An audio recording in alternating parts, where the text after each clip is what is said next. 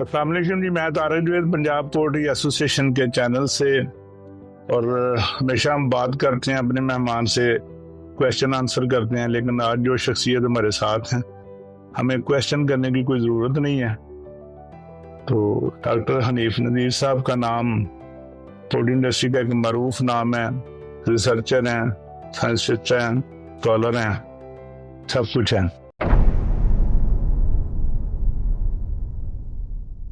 Doctor صاحب آپ کا بہت بہت شکریہ، آپ نے ہمیں وقت دیا، اور ہمارے اس چینل کا مقصد ہے کہ پولٹری سے متعلق انفارمیشن، جو صحیح انفارمیشن ہے، ان کو عوام تک پہنچانا۔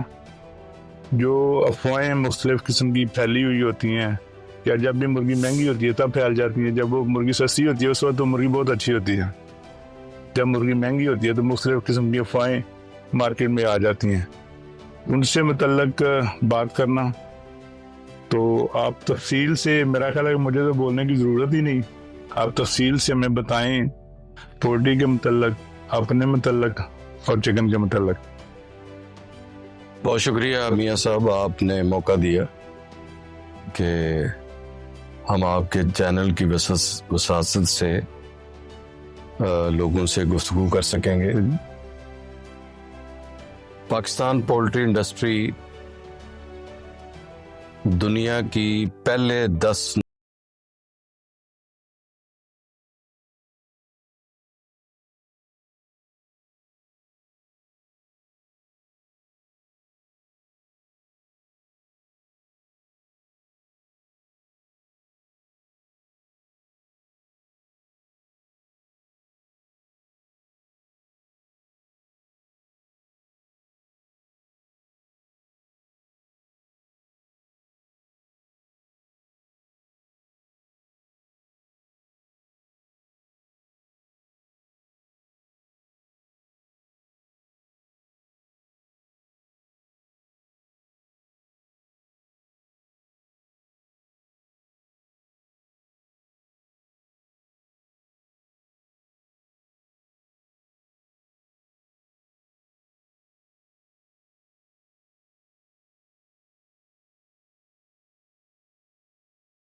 کہاں سے آئے گا؟ صحیح۔ اور اس انڈسٹری کی کمپوزیشن اس طرح ہے کہ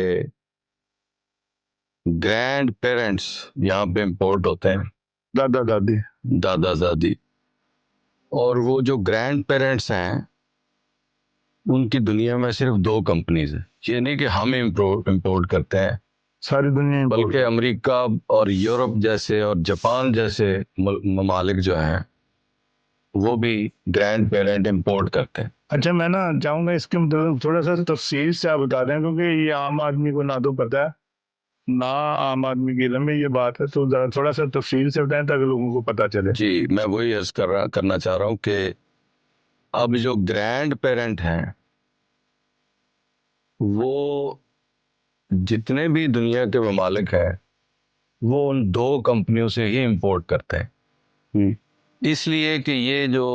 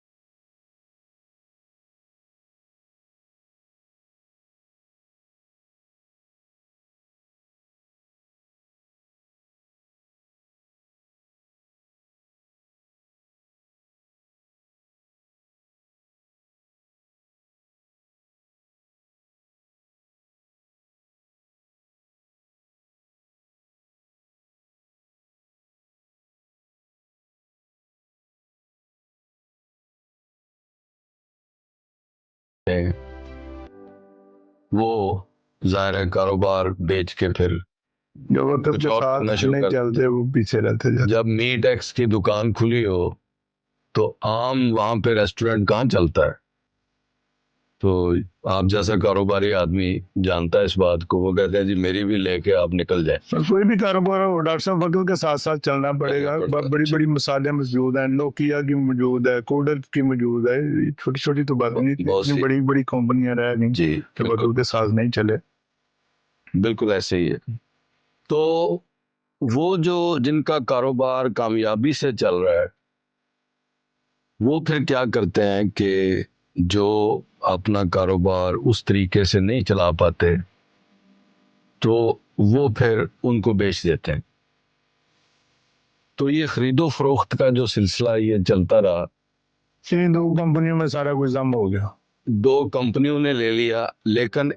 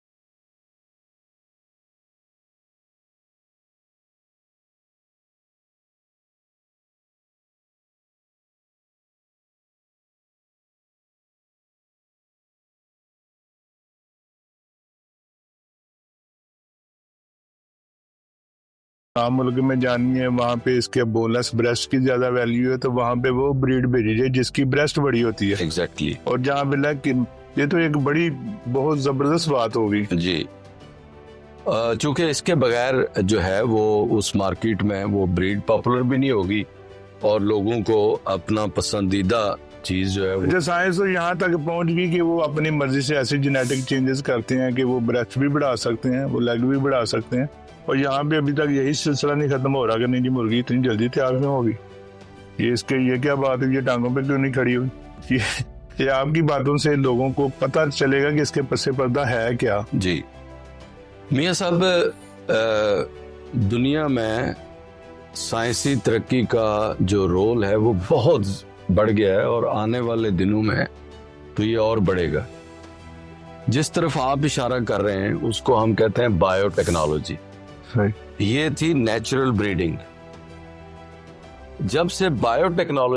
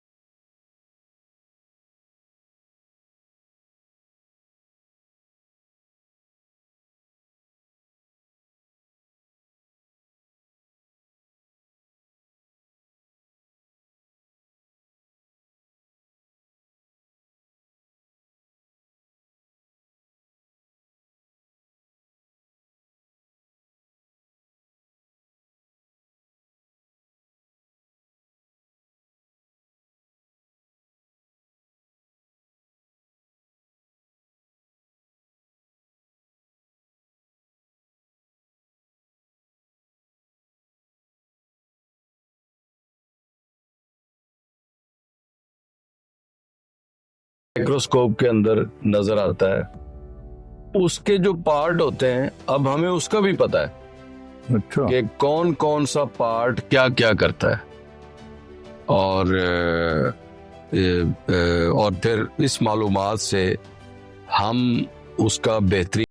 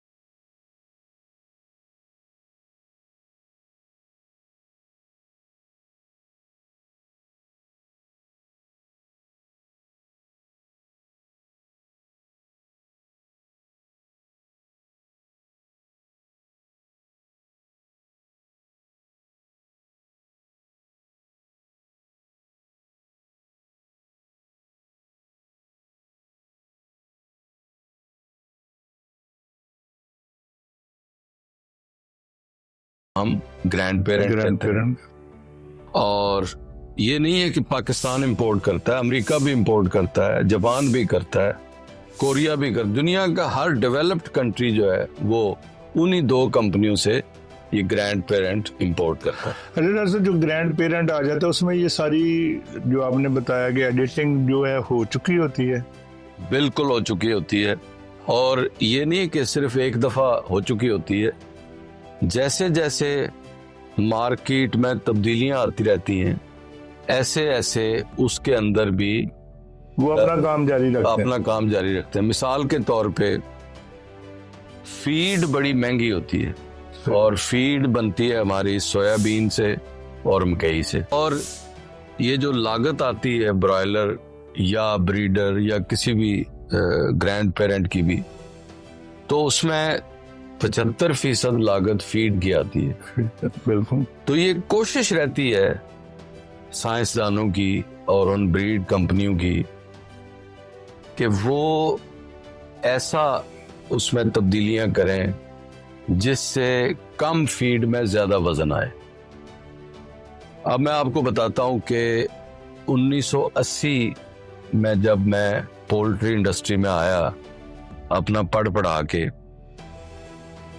तो 3.25 किलो फीड खा के 1 जिंदा किलो ब्रॉयलर का हमें मिलता था। हाँ। अब आप अंदाजा लगाएं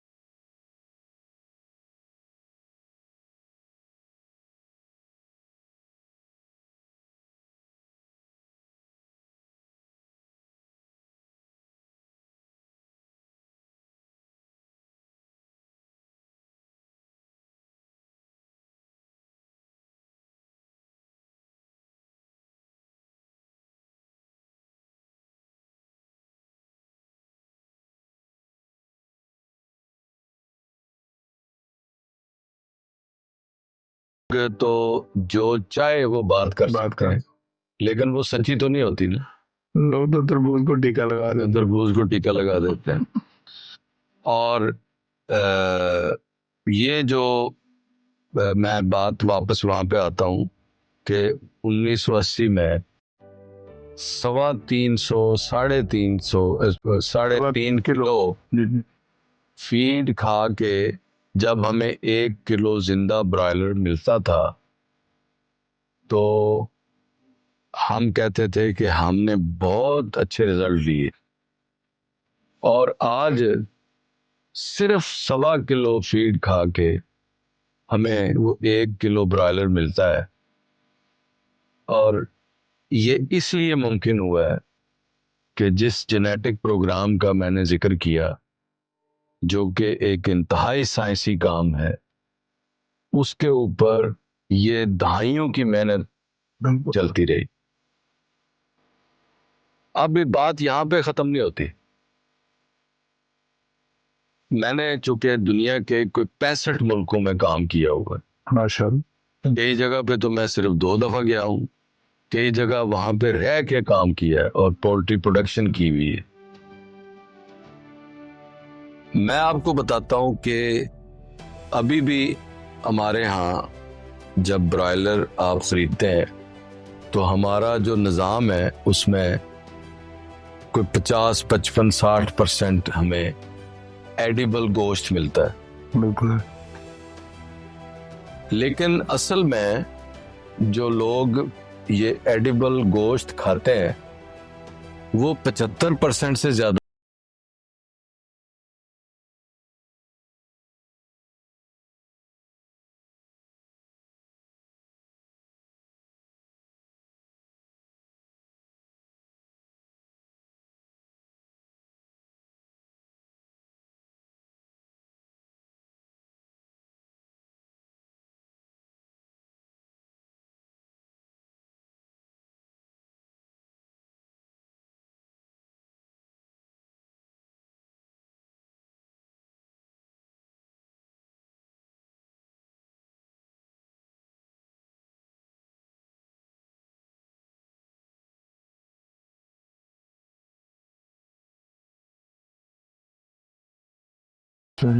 لہذا ان کو بڑا آسان لگتا ہے کہ وہ پکڑ کے چیر کے آپ کو وہ دے دیتے ہیں. مینوئل سلاٹرنگ جتنی بھی ہے مینول وہ تو سلاٹرنگ جتنی، خیر حالانکہ مینول میں بھی سکن استعمال کی جا سکتی ہے، لیکن وہ جو ہم نے بندہ کھڑا کیا ہوتا ہے، یعنی ہم کھال کھینچنے کے ویسے ہی آتی ہیں. بال کھینچنے کے ہم ویسے ہی آتی تو لیکن یہ برائلر میں ایک اور خوبی ہے. ہم دیسی مرغی کی پرانے زمانے میں جب برائلر کم ہوتا تھا تو وہ جو کھال سمیت ہم چکن بناتے تھے، ہم پر کھینچتے تھے تو پر کھینچتے تھے، تو وہ جو ذائقہ ہوتا تھا اگر کسی کو وہ ذائقہ یاد ہو اور آج وہ برائلر کو بھی اسی طرح کھائیں تو شرطیہ، حالانکہ میں سائنٹیفک آدمی ہوں، میں شرطیہ وغیرہ کا لفظ اتنا یوز نہیں کر رہا، لیکن بہت مزہ آئے گا. ٹرائی کریں. ارے ڈاکٹر صاحب ہم اکثر دیکھتے ہیں بلکہ ٹرائی بھی کرتے ہیں کہ سجی بنتی ہے جی جو روٹین میں چلیں، جو سلاٹر ہاؤس ہیں بڑے وہاں پہ تو سکن سمیت چکن چلتا ہے، لیکن جو عام دکانوں پہ ریسٹورنٹ پہ سجی ملتی ہے وہ سکن سمیت ہوتی ہے اور سکن کے اندر ہی وہ پکتی ہے، اور اسی کی جو فیٹ ہے اس کے اندر پکنے کی وجہ سے وہ پکنے والی بات، اس کا ٹیسٹ باقی چکن پکانے والے طریقوں سے علیحدہ ہوتا ہے اور بڑا زبردست ہوتا ہے. جی ڈاکٹر حنیف نذیر صاحب ملک کے معروف ہمارے پوٹی کے سائنسدان ہیں، ریسرچر ہیں، اور ان کی باتیں آپ نے سنی. میرا خیال ہے کہ یہ چیزیں پہلے آپ کے علم میں نہیں ہوں گی، اور یہ جو چیزیں انہوں نے آپ کو بتائی ہیں ہم امید کرتے ہیں کہ آپ ان پر عمل کرتے ہوئے چکن کی افادیت کو بھی سمجھیں گے اور چکن کو کھانے میں بھی زیادہ سے زیادہ استعمال میں لائیں گے. بہت شکریہ.